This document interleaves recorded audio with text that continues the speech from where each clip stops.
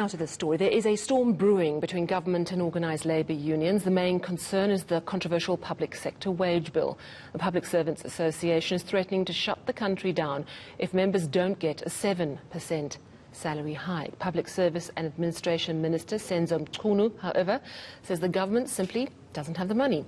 Heidi Jokos has been attending the briefing. She joins me now for more. So, Heidi, the Minister of Public Service expressing how difficult these wage negotiations have actually been. Sally, and hopefully my story is not as confusing as Masejo's story. But yes, indeed, it was actually quite a crucial briefing by Minister Senzo Mchunu with regards to negotiations in the public sector. And of course, this has been ongoing for some months now, given the fact that Finance Minister Tito Mboweni announced in his 2020 budget that there actually is no space to maneuver, also calling for a freeze of salary increases for the next 3 years in the public sector. Of course, this has not been taken lightly by the public sector and unions, given the fact that they believe that workers should not be subjected to such conditions due to years of corruption, looting and mismanagement of funds. But the minister has actually highlighted the fact that this has been the hardest wage negotiation that the department has ever faced. Of course, he's highlighted the fact that COVID-19 has exacerbated the economic state, but also that the country is on a fiscal cliff and things are not looking good. Of course, what the minister has indicated that there is 0% on the table, but there are lots of elements and areas within the public sector wage bill that doesn't necessarily mean that it will be 0% across the board. There are other elements such as the housing allowance, medical aid that will possibly see an increase, but overall he does indicate that there might be a 0% increase, and that's what's on the table. But let's listen further to the minister with regards to why they cannot maneuver with regards to the public sector wage bill. The first issue that needs to be acknowledged by all during these difficult negotiations is that they are happening during a very bad state of economy in South Africa. That is the first factor in the context.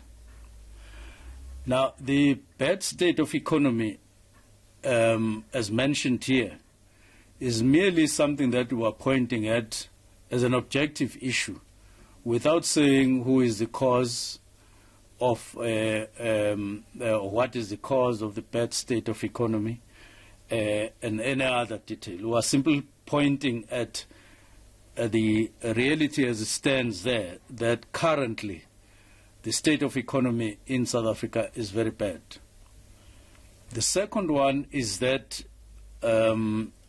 according to Treasury in the Republic of South Africa, we are in a fiscal cliff, not physical, fiscal cliff.